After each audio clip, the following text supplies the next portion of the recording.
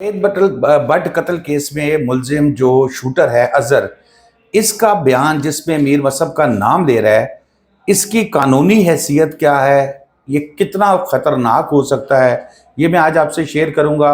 और इसके अलावा एक और बड़ा ही दुख देने वाला, बड़ा ही अफसोसनाक वाक़या होता है जी मोटरवे के ऊपर। और ख़ातून के सामने उसके बेटे को और उसके शोहर को गोली मार के कत्ल कर दिया जाता है। सिर्फ यही नहीं, ख़तरनाक खौफनाक मुलजिम जो है वो उसकी बेटी को भी अगवा करके ले जाते हैं। इस पर मैं आपसे बात करूंगा, बड़ा अफसोसनाक वाक़या है। लेकिन सबसे पहले बात करते हैं जी हम मुलजिम अजहर, जो कि जावेद भट्ट साहब के कत्ल में शूटर था। इसका बयान आया कि जी मीर मसहब जो है उसने हमें सुपारी दी थी और उसमें हमारी 5 लाख रुपया कैश था, 3-3 मरले के 2 घर थे, सारी चीज़ आई सामने। और ये सामने आती है ज़ाहिर है पुलिस के ज़राए के ज़रिए, और पुलिस के ज़राए भी वो जो पुलिस बताना चाह रही थी। और अगर थोड़ा सा मैं बजाय इसके कभी आपको बताऊं कि इसकी कानूनी हैसियत क्या है, थोड़ा सा अगर माजी में चले जाएं तो मीर बालाज जो है उनका मर्डर किया गया था। 18 फरवरी को उनको मर्डर किया गया था और उसके बाद कुछ दिन बाद उनके एक करीबी दोस्त, अब करीबी दोस्त तो खैर उसको नहीं कहा जा सकता, लेकिन बहरहाल उसको करीबी था, एहसन शाह को गिरफ्तार किया गया। और उसके बाद एहसन शाह ना कहीं मीडिया के सामने आया, ना एहसन शाह का कोई 164 का बयान रिकॉर्ड कराया गया जो मेरी इल्म में है। और खबरें आती रही क्राइम रिपोर्टर्स को कि जनाब एहसन शाह बेसिकली गद्दार था, एहसन शाह जो है ये इसी ने सुपारी दी थी, सॉरी सुपारी नहीं दी थी, एहसन शाह ने मुखबरी की थी। और इसके पीछे गोगी तीफी का जो है वो नाम है, गोगी तीफी को नामजद भी किया गया था एफआईआर के अंदर। और फिर वो एक कहा गया कि जी मालचिया, जिसपे गोगी भट्ट ने कहा कि जी मेरा और ये सब का सब मालचिया सबके घरों में जाता है। बहरहाल एहसन शाह पे पूरा टैग लगा, 35 लाख रुपए उसके घर से बरामद हुए, जो उसकी वालदा के बकौल के एक कोई गाड़ी थी वो बेची थी और उसकी रकम थी। फिर एहसन शाह को बरामदगी के लिए असाइयों के कब्रिस्तान लेके गए, उस 1 साल पहले की डकैती की जो उसने कब्रिस्तान में सामान छुपा दिया था। मीर बालाज का जो उसकी जो मुखबरी के जो उसको पैसे मिले थे, उसमें से 35 लाख उसने घर में रख लिया और बाकी रकम जो है वो जो डकैती वाली है वो उसने कब्रिस्तान में रख दी। बहरहाल ये कहानी ख़त्म हो गई जब उस बरामदगी के लिए जा रहे थे और रास्ते में जो पुलिस के बकौल एहसन शाह का भाई आया। अब वो एहसन शाह का भाई भी फंस गया। अब वो अपने आप को कत्ल के मुकदमे से निकालेगा तो कुछ चाह के अपने भाई की पैरवी करता। बहरहाल एहसन शाह को उसके भाई ने छुड़ाते हुए गोलियां मार दी और ख़ुद वो बच के निकल गया, ताहाल मफरूर है। फिर अरीशा का नाम आ गया, एहसन शाह की बीवी की ऑडियो लीक हो गई। ये सारा बैकग्राउंडर है। बताने का मकसद ये है कि जो मीर बालाज का, अब अक्सर यहाँ पर नीचे जो दोस्त हैं वो कमेंट्स कर रहे होते हैं justice for Mir Balaj, justice for Mir Balaj. वो कहाँ गया जस्टिस का जी? कौन सा जस्टिस मीर बालाज के लिए? वो तो ख़त्म हो गई है कहानी। एहसन शाह के साथ ही वो कहानी ख़त्म हो गई है। जो तीफी भट्ट और गोगी भट्ट जो नामजद हैं एफआईआर के अंदर, और उसमें एहसन शाह की उन्होंने डाला कि जी इसने मुखबरी की, वो पुल था, उस पुल को तोड़ दिया गया। अब मुझे नहीं नज़र आता कि ऐसे मीर बालाज को कभी इंसाफ मिल पाएगा। पाकिस्तान में वैसे तो बेशुमार इस तरह के लोग हैं जो इंसाफ को तरसते तरसते चले जाते हैं। ये तो जाने के बाद बेचारा इंसाफ के लिए आप लोग जो हैं वो दुआई देते हैं कि जस्टिस फॉर मीर बालाज। तो कौन सा जस्टिस फॉर मीर बालाज?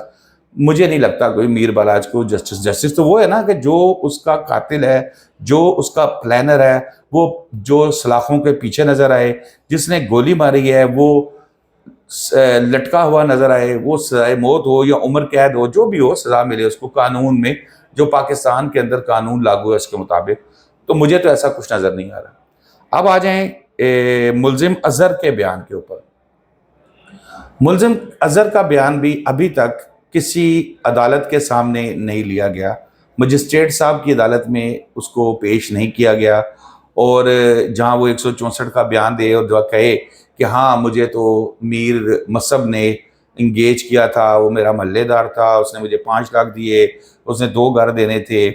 ये सारी बातें चाहे 50,000 लोग भी खड़े होके ये बात कहें, ये उस वक्त तक वैल्यू नहीं रखती जब तक उस मुलजिम का बयान अदालत के सामने। हमने हजारों केसेस देखे हैं इस तरह के, जो मुलजिम पुलिस के सामने बयान कुछ देता है और जैसे ही वो अदालत के सामने आता है तो वो मुकर जाता है। वो कहता है जी मेरे पर तशद्दुद किया गया था, मुझ पर गन रखी गई थी, या मुझे ज़बरदस्ती इन्होंने मुझसे बयान दिलवाया, मैं तो बेगुनाह हूँ, मेरा तो ताल्लुक ही कोई नहीं है।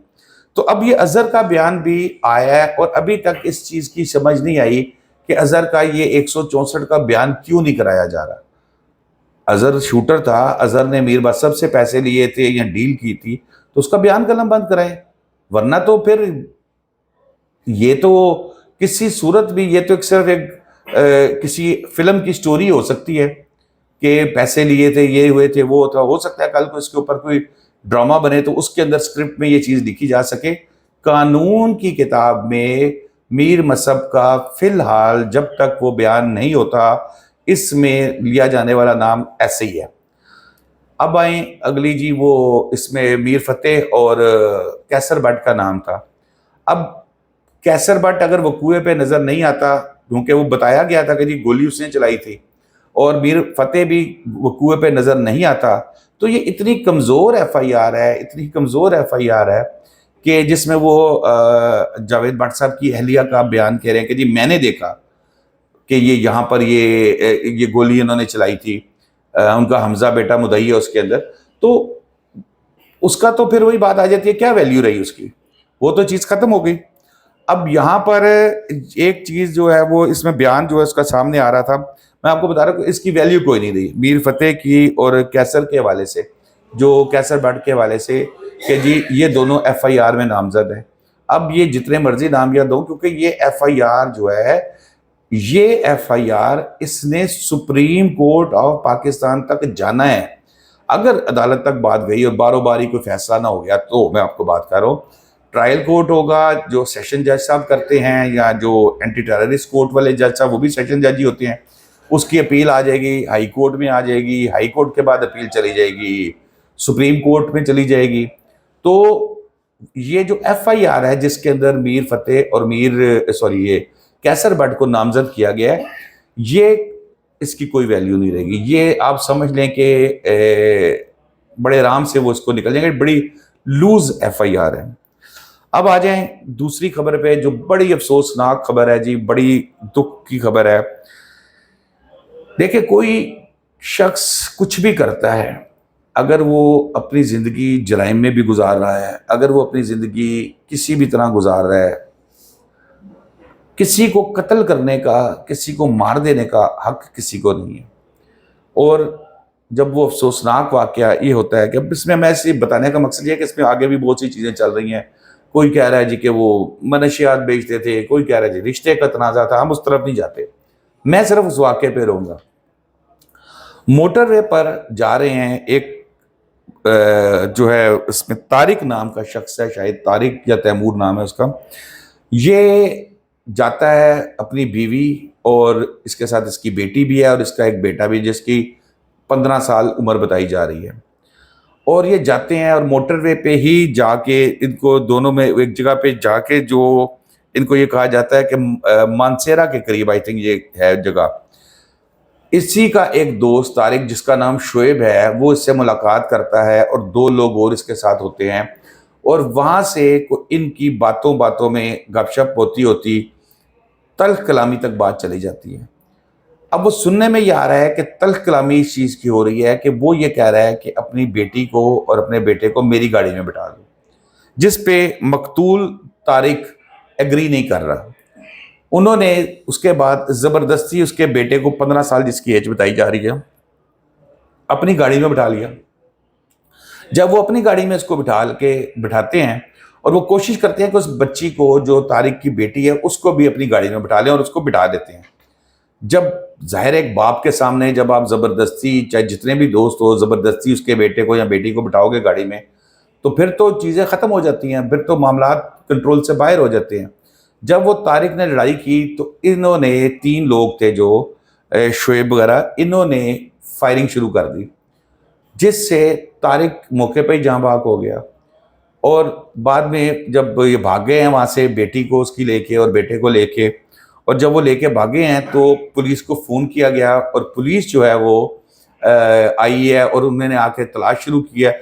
तो कुछ फासले पे वो 15 साला बच्चा जिसकी उम्र बताई जा रही है, उसकी भी डेड बॉडी मिलती है कि उसे भी गोलियां मार के फेंक दिया गया।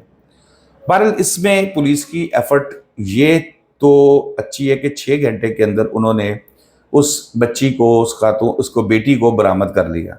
लेकिन उस माँ की, उस बीवी की क्या हालत होगी जो घर से सैर करने या किसी भी मकसद के लिए निकली है अपनी फैमिली के साथ और उसकी गोलियां मार के उसके बेटे को मार दिया गया। इससे बड़ा क्या तकलीफ होगी।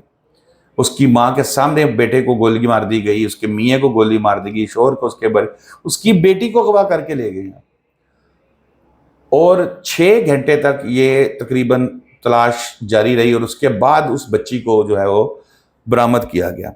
अब यहाँ पर सवाल ये भी आता है कि मोटरवे पे तो हम बड़े एतमाद से चलते हैं, जीटी रोड हो या कोई और हो तो डकैती का, राहज़नी का बहुत से मसले मसाइल होते हैं, लेकिन मोटरवे के ऊपर तो बड़ा लोगों का एतमाद है। वो तो अक्सर फैमिलीज रात को निकलती है, कोई नहीं यार हमने तो मोटरवे पे ही जाना है। तो ये भी एक सवालिया निशान है। और यकीनन मैं कहूँगा कि इसमें इस केस के जो मुलजमान हैं, अब मैं फिर वही बात जो बातें कर रहे हैं कि जी किस चीज़ का कारोबार था ये, इस पे मैं कोई डिबेट, जुल्म इसके साथ हुआ है। जुल्म चाहे किसी के साथ भी हो, वो कुछ भी कारोबार करता हो, जब उसको मार दिया गया तो उसके बाद वो मेरी डिक्शनरी में जो है ना वो ख़त्म हो गया है, वो उसके तमाम गुनाह जड़ गए हैं। वो बेगुनाह है, वो बेगुनाह है और वो मजलूम है, और मजलूम को इंसाफ मिलना चाहिए। तो दोस्तों अब तक के लिए इतना ही। शादाब रियाज को इजाज़त दीजिए। अल्लाह हाफिज़।